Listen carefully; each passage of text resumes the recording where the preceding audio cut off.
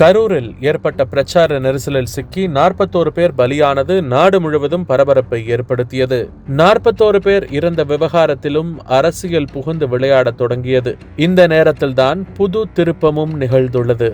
ஒரு பக்கம் அருணா ஜெகதீசன் தலைமையில் ஒரு நபர் ஆணையம் கரூரில் விசாரணையை செய்து வருகிறது.